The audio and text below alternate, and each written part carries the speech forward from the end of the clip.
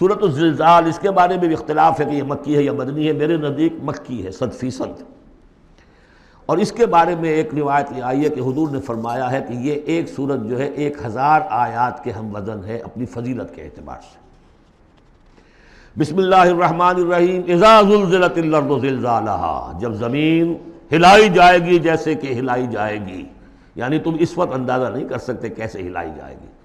اسی کا نقشہ کھینچا گیا ہے سورہ حج کے شروع میں، یا ایھا الناس اتقوا ربکم ان زلزلۃ الساعۃ شیء عظیم، اس قیامت کا زلزلہ بہت بڑی شے ہوگا۔ یوم ترونھا تذہل کل مرضعۃ عما ارضعت وتضع کل ذات حمل حملها وتری الناس سکارى وما هم بسکارى ولکن عذاب اللہ شدید۔ تو اذا زلزلت الارض زلزالها واخرجت الارض اثقالها، اور زمین اپنے سارے بوجھ نکال کر پھینک دے گی۔ انسان دفن ہوں گے، چاہے دفن ہو چاہے کہیں سمندر میں غرق ہوئے ہوں، آخر ان کے اجزاء کہاں گئے؟ اسی زمین میں ہے۔ سمندر کی تہ میں بھی تو زمین ہی ہے، کیا ہے؟ اسی زمین میں یہیں سے نکلے تھے ان کے جسم، منہا خلقناکم وفیہا نعیدکم ومنہا نخرجکم تارۃ اخری، وہ اپنے بوجھ نکال کے فارغ ہو جائے گی۔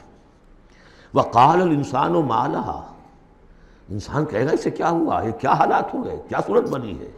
یومئذ تحدث اخبارہا، اس دن یہ زمین اپنی خبریں سنائے گی بھی کہ یہ حضرت انسان میری پیٹھ پر سوار ہو کر کیا حرکتیں کرتا رہا ہے، اس کی خبر بھی دے گی۔ جیسے کہ فرمایا گیا سورہ حامیم سجدہ میں، ہمارے اپنے ہاتھ ہمارے خلاف گواہی دیں گے، ہمارے اپنے پاؤں ہمارے خلاف گواہی دیں گے، ہماری اپنی جلدیں اور کھالیں ہمارے خلاف گواہی دیں گی، اور ہم کہیں گے گھبرا کر کہ لما شہدتم علینا، تم نے ہمارے خلاف کیوں گواہی دی، تم تو ہمارے عضو ہو۔ اور وہ کہیں گے انطقنا اللہ الذی انطق کل شیء، آج ہمیں بھی اللہ نے زبان دے دی، اس نے سب کو زبان دی تھی۔ تو یہ زمین بھی اپنے احوال سنائے گی۔ بِأَنَّ رَبَّكَ أَوحَىٰ لَهَا، یہ اس لیے کہ اس کے رب نے اسے حکم دیا ہوگا، اس کی وحی اسے آ گئی ہوگی۔ یومئذ یصدر الناس اشتاتا، یہ اشتاتا وہی لفظ آ گیا شتا، ان سعیکم لشتا، تم اگرچہ انسان ہو، سبھی نظر آ رہے ہو انسان، لیکن یہ کہ تمہاری سعی و جہد کے رخ بالکل مختلف ہے۔ فاما من آتا واتقى وصدق بالحسنى فسنيسره لليسرى واما من بخل واستغنى وكذب بالحسنى فسنيسره للعسرى۔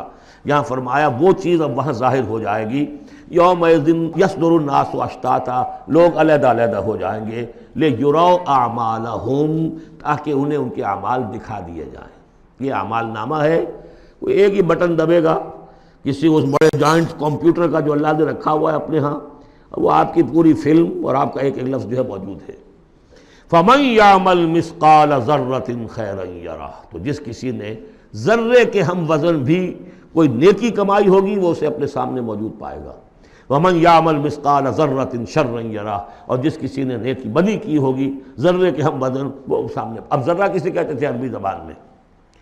آپ نے شاید کبھی دیکھا ہو کہ یہ چونٹیاں ہوتی ہیں، ان چونٹیوں کے بھی انڈے ہوتے ہیں، ان انڈوں سے جو بچہ نکلتا ہے وہ ذر کہلاتا ہے۔ اب ظاہر بات ہے کہ ہر زبان کے اندر کسی شے کے لیے، چھوٹی چیز حقیر چیز کے لیے ان کی اپنے آبزرویشن سے وہ چیز لی جاتی ہے۔ جیسے میں نے فتیلہ، کہ کھجور کی ناف میں جو لگا ہوا ہوتا ہے چھوٹا سا ایک تاگا سا، وہ فتیلہ ہے۔ نقیرہ وہ کیا ہے؟ تل۔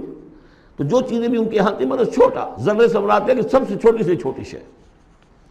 فَمَن يَعْمَلْ مِثْقَالَ ذَرَّةٍ شَرًّا يَرَهُ، اس کا نقشہ ہم دیکھ چکے ہیں سورہ کہف میں، جب وہ اعمال نامہ رکھا جائے گا، ووضع الکتاب فترى المجرمین مشفقین مما فیہ ویقولون یا ویلتنا ما لهذا الکتاب لا یغادر صغیرۃ ولا کبیرۃ الا احصاها ووجدوا ما عملوا حاضرا، جو کیا ہوگا موجود ہوگا۔ یہ 4 صورتیں جو زلزال سے شروع ہوئی ہیں یہ ایک مزاج کی ہیں، اس میں وہی آخرت کا انذار بہت ہی، یعنی بالکل جس کو کہا جائے کہ یعنی دو ٹوک انداز میں۔